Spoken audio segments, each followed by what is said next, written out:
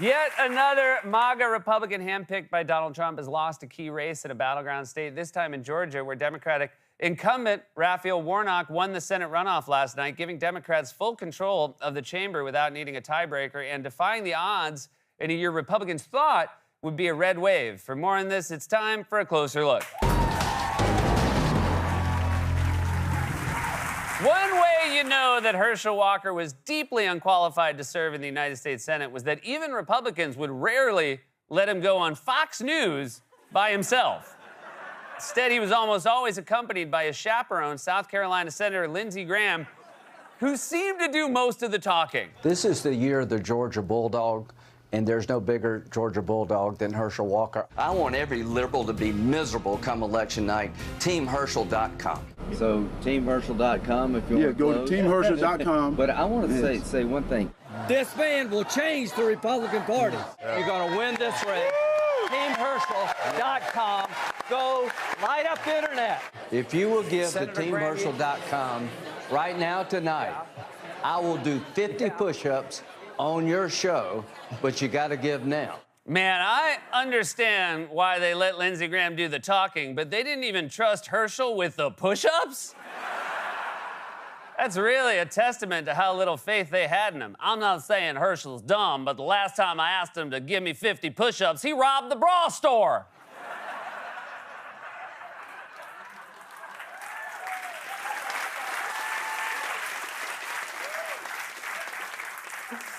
But I have to say, when I heard that, I almost gave money to Herschel Walker because I would love to see Lindsey Graham attempt 50 push-ups. Oh, I could do 50 push-ups. My meemaw made me do that as a punishment whenever I forgot to clean her hemorrhoid donut. You can put it in the dishwasher yourself, meemaw. I ain't cleaning it anymore. Fine.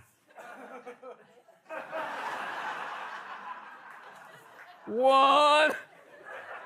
By the way, I'm not saying I could bang out 50 either. Here's how I do 50 push-ups. I do a set of 20, then 15, 10, 1, 1, 1, 1, 1, hospital.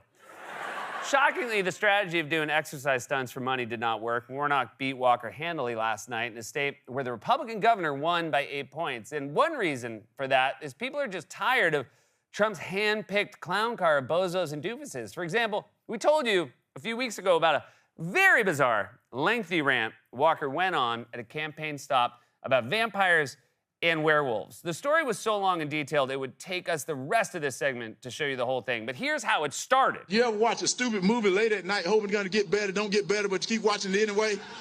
Because the other night I was watching this movie. Called Freak Night, or some type of night, but it was about vampires. I don't know if you know vampires are some cool people, are they not? But I'm going to tell you something that I found out. A werewolf can kill a vampire. Did you know that? I never knew that, so I didn't want to be a vampire anymore. I wanted to be a werewolf. Herschel Walker wanted to be a werewolf, but in reality, he was really more of a who, what, when, why werewolf? And then every time he opened his mouth, you said, what, when, who, why, where? There was at least one small victory for Walker last night, though. They asked the same question in the exit polls, and it turns out that vampires are, in fact, cool people. Now, the reason why we showed you that is it actually played a pretty big role at the end of the runoff when President Obama went to Georgia to campaign for Warnock and mocked Walker for the vampire story. In fact, Obama couldn't even start talking about it without laughing. Since the last time I was here, Mr. Walker has been talking about issues that are of great importance to the people of Georgia. Like whether it's better to be a vampire or a werewolf.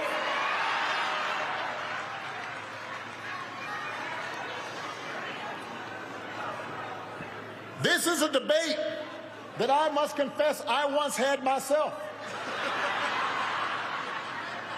When I was 7. Then I grew up.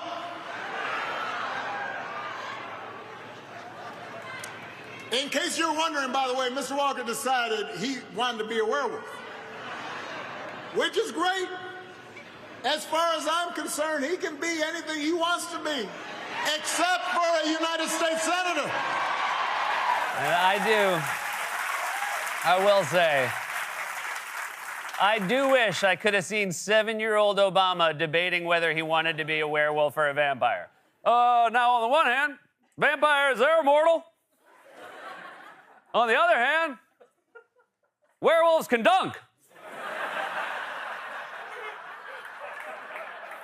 Also, I want to say, it is not fair that in addition to being one of the most skilled politicians and greatest orators in American history, Obama also has legit comedy chops. Like, it doesn't work the other way. None of my comedy friends could ever be president. Because, first of all, you got to get up before 11. I'm pretty sure they drug test you. If a White House aide ever has to utter the words, President Sandberg, the nukes are headed our way, we're Mostly because if that happened, he would not stop doing his Nicolas Cage impression. Sir, we need to call the president of Russia immediately, or I could break into the Kremlin. We do not have time for your impression, sir. They have already fired their nukes. I just hope they don't aim one at my doing. Walker was so deeply unqualified that much of the time it seemed like he didn't even know what was going on. Even Walker's fellow Republicans warned months ago that he could lose. The only reason he was even a candidate for Senate in the first place was that he was once on Donald Trump's game show. Donald Trump fired him from the Celebrity Apprentice, but thought he might do better in the United States Senate. Herschel, I don't know if you're ready to sell corn dogs in Times Square, so let's put you in charge of the U.S. military first. Besides, if you wanted to nominate a game show contestant, you could do much better. Just pick literally anyone who's ever been on Family Feud. Well, anyone but this woman. Name something that might be all over a woman. Alan? I don't know how to say this elegantly, but...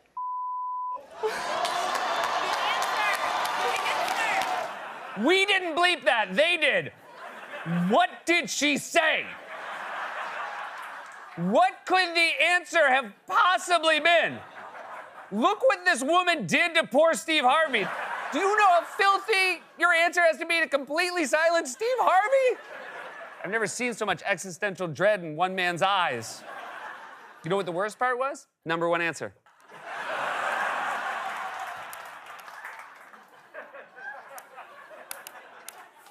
The point is, Walker is yet another Trump-picked candidate who cost Republicans a seat that they had very much hoped to win. Republicans were completely on board and did everything they could to help Walker win, despite the fact that he was very obviously unqualified. But now, even many of Trump's former allies are turning on him. Yesterday, before the results even came in, Fox Business host Stuart Varney laid into Trump for backing so many losing candidates. There's a lot at stake here. It's more than just the balance of power in the Senate. It's about the state of the Republican Party and Trump's role in it. He seems to be losing what used to be his iron grip on the GOP. He still has a hard core of supporters who will follow him regardless. But many of the 74 million people who voted for him in 2020 have been turned off. It's such an indictment of the GOP that Trump ever had an iron grip on them to begin with. It's hard to imagine him having an iron grip at all. I imagine shaking Trump's hand feels a lot like holding a wet baby bird. Say what you will about the Democrats, I've never heard them refer to any president, no matter how popular, as having an iron grip on the party. No one talks like that unless they're in House of the Dragon. Although, I do think Trump could recapture some of that energy he once had if he just starts showing up to rallies wearing that golden mask Viserys wears. Rhaenyra, we love Rhaenyra, don't we, folks? And don't forget about her dragon, Syrax. Syrax, I met him once, big dragon, tough dragon. He came up to me. He came up to me, tears pouring down his face and then sizzling in his fiery maw.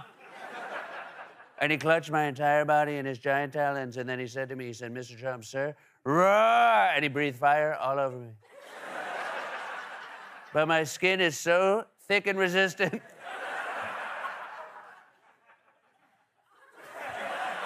All it did was make me look like this. So there you go. And Varney wasn't the only one throwing shade at Trump. After Warnock was declared the winner, Fox host Laura Ingraham and former Trump White House aide Kellyanne Conway complained that for some reason Republicans weren't as good at using mail-in voting as Democrats. We need to not just compete for votes, for ballots. We need to compete for ballots. If we don't bank ballots early, we're going to keep losing. But we didn't. But we didn't. But we didn't do it in 2020 because everyone said don't vote early because that's corrupt. Not everyone. Well, yes, a lot of people did at the very top of the Republican Party. Yes, you didn't. People did. Did a lot of people at the very top of the Republican Party say mail-in voting was corrupt? Huh. I wonder who those people were. Even when they're obviously talking about Trump, they can't bring themselves to say his name. From now on, whenever someone says Trump's name on Fox News, it's going to sound like this.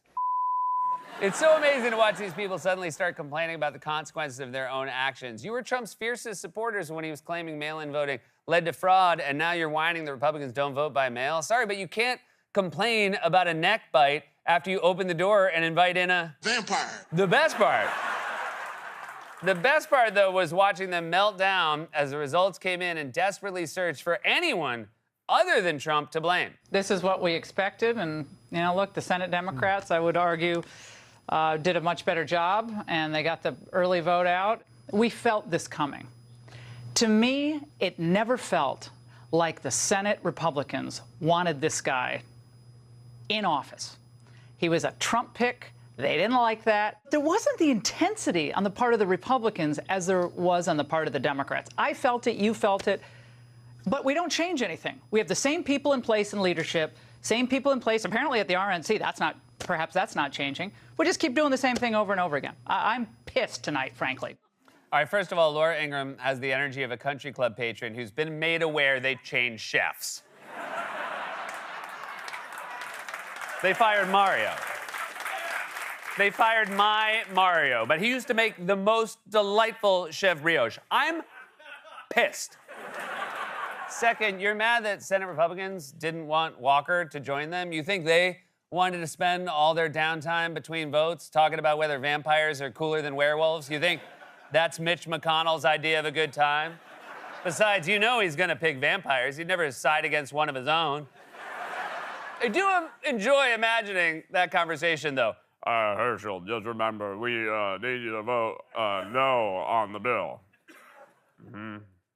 Yeah, Herschel, we've been over this. Vampires are cooler than werewolves. Yeah. You don't know, I know a werewolf can kill a vampire, Herschel. Yeah. But a vampire, Herschel.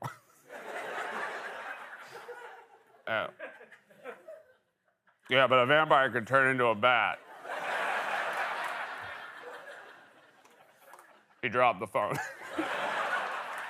Republicans are finally facing the political consequences of their actions. Their unflinching loyalty to Donald Trump is now destroying their party, and Walker is just the latest example. He was deeply unqualified to be a senator. On top of that, I'm not even sure he wanted to be one. If only Republicans had asked him what he actually wanted to be, he could have told them. I want to be a werewolf. This has been a closer look.